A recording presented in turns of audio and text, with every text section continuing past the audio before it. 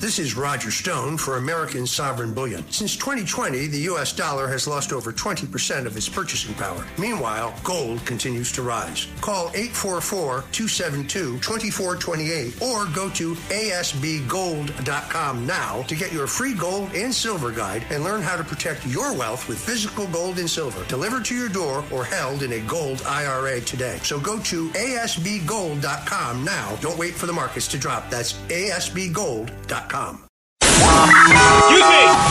Taxi! Come on, what are you doing? This is the 77 WABC minicast. Hey, they rescued the final crew member from that F-15 that was shot down. I think that's beautiful. We got him. He's safe and sound.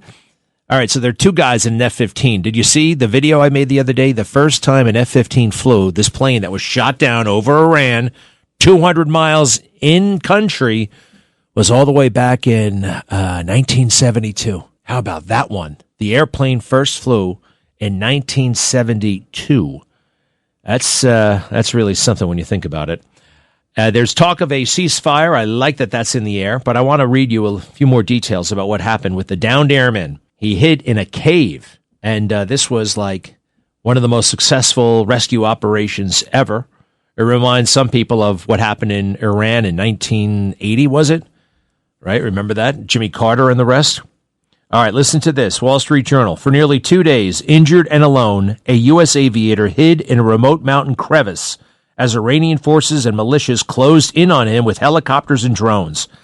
God is good, the Air Force colonel had radioed once he reached an elevated ridge, a message that was initially met with suspicion in Washington as a possible Iranian trap, as officials scrambled to verify he was alive.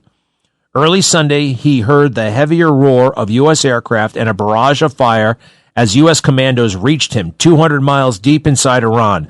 As they whisked him to safety, they blew up aircraft stranded on the ground rather than risk the sophisticated military equipment falling into Iranian hands, leaving behind a final explosion and a plume of smoke. Yeah, we blew up our own airplanes there. How about that one? The rescue mission that U.S. officials said unfolded in the craggy gorges of southwestern Iran was the kind of operation that military commanders both plan for and dread. A downed American airman in enemy territory, hostile forces converging, and early attempts faltering under fire. Now, by the way, this is what the military does, right? About 30% of our force over there is there to get pilots out if need be. We train for it. We can do it. We know how to do it. It's all good. And we did it again. I think it's great. Okay, what else here? The rescue mission that U.S. officials said unfolded in the craggy gorges of southwest Iran, yeah. The aviator, who has not been identified, had been one of the two crew flying in an F-15 Strike Eagle with the call sign Dude 44. Oh, this is Dude 44 coming in. This is Dude 44. I'm in hot. It was shot down by Iranian forces on Friday. Shortly after the plane crashed, Defense Secretary Hegseth and Dan Kane, the chairman of the Joint Chiefs of Staff, briefed President Trump about the situation. They told him the Pentagon had planned for this scenario and could rescue the airman. Once the Pentagon confirmed the aviator's identity, Hegseth rushed to the Oval Office to tell him and seek a final order, officials say. Trump immediately gave his approval. We have to get him. Couldn't you have called him on the phone? Got to rush all the way across the river? That's like a 10-minute drive. Why would you do that? The effort to recover the officer set off a sprawling, high-risk rescue mission involving some 100 special operations forces, dozens of U.S. warplanes and helicopters, and a last-minute Central Intelligence Agency deception campaign to buy more time. I think I was possibly a victim of this CIA deception operation. They started to put out that they had both been rescued. Here, listen to this. When airmen go down, you can't get them in very tough countries like Vietnam, Trump told the Wall Street Journal on Sunday morning. He was able to climb up as wounded as he was able to climb up into a crevice, the president continued, saying the airman could hear the U.S. forces looking for him. A lot of great things happened. Troops led by Central Command brought a devastating array of firepower to keep its enemy at bay. 4 B-1 bombers, part of a large air armada, dropped nearly 102,000-pound satellite-guided bombs, according to 2 U.S. officials. MQ-9 Reaper drones also struck suspected fighters as they approached within kilometers of the aviator's hiding site. The search for an American airman stranded behind enemy lines jolted the U.S., making what had been an abstract air war feel visceral beyond the grainy footage of explosions released by the White House. It also provided both sides with a new narrative as the war enters its sixth week.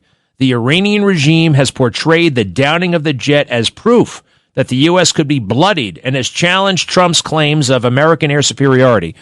Again, every war we've ever fought, right, even the ones that we win in 20 minutes, aircraft get shot down. Just happens. The 100-hour war, Gulf War I, we lost like 24 airplanes. Plenty of pilots, too. Let's see here. President Trump and some of his allies have been calling the successful operation an Easter miracle as the administration seeks to mobilize flagging public support for the war. Open the effing strait, you crazy bastards, or you'll be living in hell. You saw that, right? He did. He said the FUC blank IN apostrophe straight, you crazy bastards, or you'll be living in hell. He posted it on Truth Social early Easter morning about the Strait of Hormuz. There was so much horror about that tweet. Who cares? It's fine. I heard that F word. I hear it everywhere I go. I just can't. I can't get outraged by it. I've heard presidents say it. Presidents have said it. Joe Biden said it. He said it out loud. We all heard him say it. Dick Cheney said it, but somehow it's like, it's cute when they do it. It's keeping it real. No, we're allowed to talk to our enemies like this. The most famous rescue operation that the U.S. military had previously attempted in Iran, aimed at freeing 53 U.S. Embassy staff hostages nearly 46 years ago, had failed dramatically after a series of mishaps punctuated by a fiery crash at the desert staging area. Now, the worst-case scenario, when the F-15E came under fire on Friday, the aircrew pulled their ejection seat handles. I know what that's like. It blows the canopy, it blasts the seats out of the cockpit, and deploys the parachutes. Below them, the damaged plane crashed hundreds of miles inside Iranian territory. Wow. But while a U.S. military team was able to quickly rescue the pilot, the other crew member, also known as a weapons systems officer, went missing. We didn't play up the first one because then they would have found out about the second one. So by not talking about the first one, it took them a day and a half to find out there was a second one, Trump told the Journal on Sunday about the missing airman. The news first broke on Iranian state television. Reading from a sheet of paper, a female anchor announced that a U.S. aircrew had ejected from a plane in southwest Tehran. The Americans were believed to be in a mountainous province of steep ridgelines. The woman on Iranian TV urged all tribespeople and villagers to cooperate with the military and law enforcement. If you capture the enemy pilot or pilots alive and hand them over to the police, you will receive a precious prize, she said, with a backdrop of a military march. They didn't say dead or alive, did they? Let me see here. I'm looking at a picture of all these crazy people running all over the place trying to find the guy. You stink. You guys stink. You don't know how to do it. We know how to do it. For the Pentagon, this was a worst-case scenario. It was the first time a piloted U.S. aircraft had been lost over enemy territory in more than 20 years. Trying to think about the last time that happened.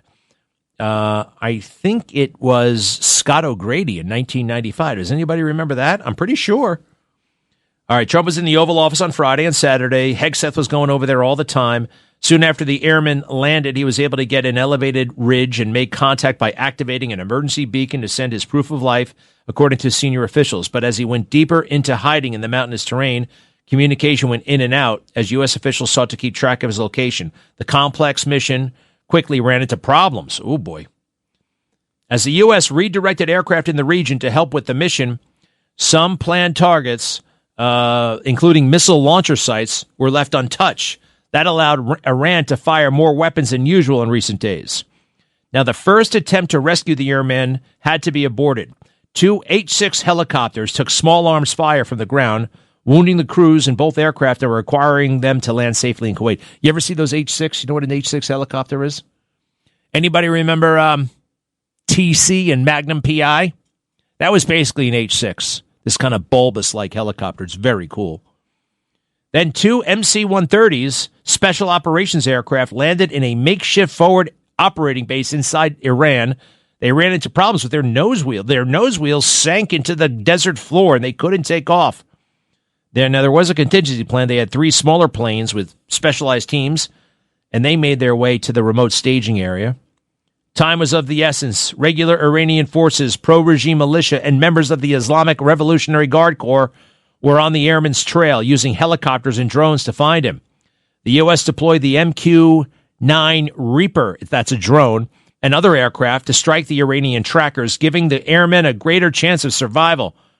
And the CIA helped with the operation after using its capabilities to pinpoint the aviator's location in that mountain crevice, which a senior administration official described as finding a needle in a haystack. The agency shared that information with the Pentagon and White House and continued to feed real-time information over the course of the operation.